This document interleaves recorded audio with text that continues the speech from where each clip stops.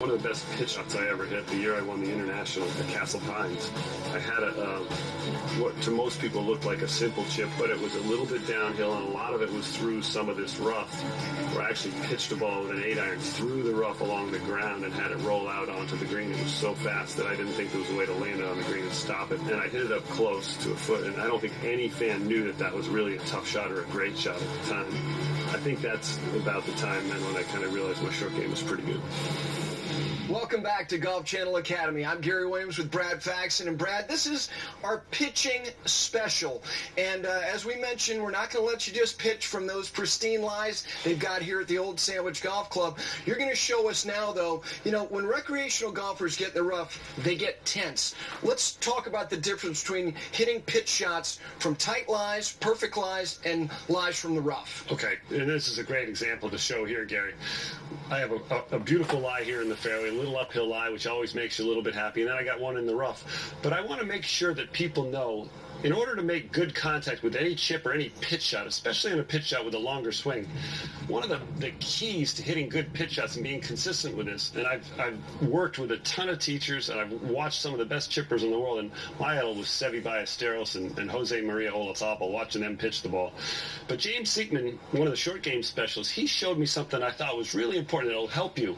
When a good chipper and a good pitcher sets up to the ball, they set up with their legs right underneath themselves. There's no forward motion with the hips, and the head is actually forward.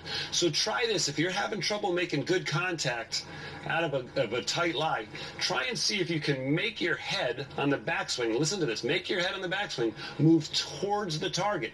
That'll ensure that your weight stays forward.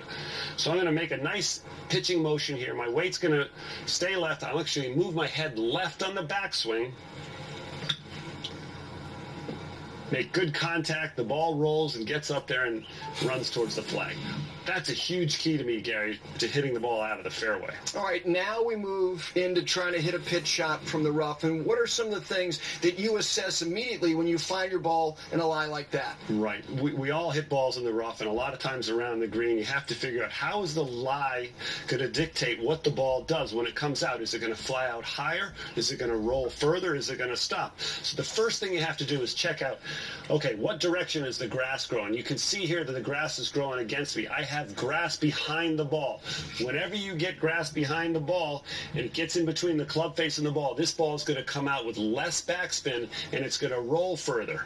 Most of the amateurs that I play with prefer to hit their shots out of light rough because they don't have to be precise with their contact and they can sweep the ball. I still think there's a little bit of a downward motion here to hit this shot. You might see the handle of the club a little bit further forward out of the rough because I want this ball to come out lower and run. You can see my head is left of the ball.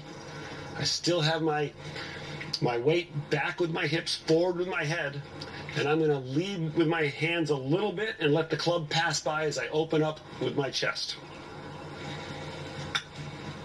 You saw that ball came out higher, Gary, and look how much more it rolls. Now, if you have a lie, now that particular lie, the grass was towards you. What if it's going toward the target? What changes? Okay, so now this one I had with the grass was against me, and you saw me take a little divot. The club catches more into the grain, into the grass. I actually tighten my grip pressure a little bit more, especially with my left hand, because as the club gets into the heavy grass, it can slow down and the toe can close. So I want to hold that club face open so it doesn't turn down.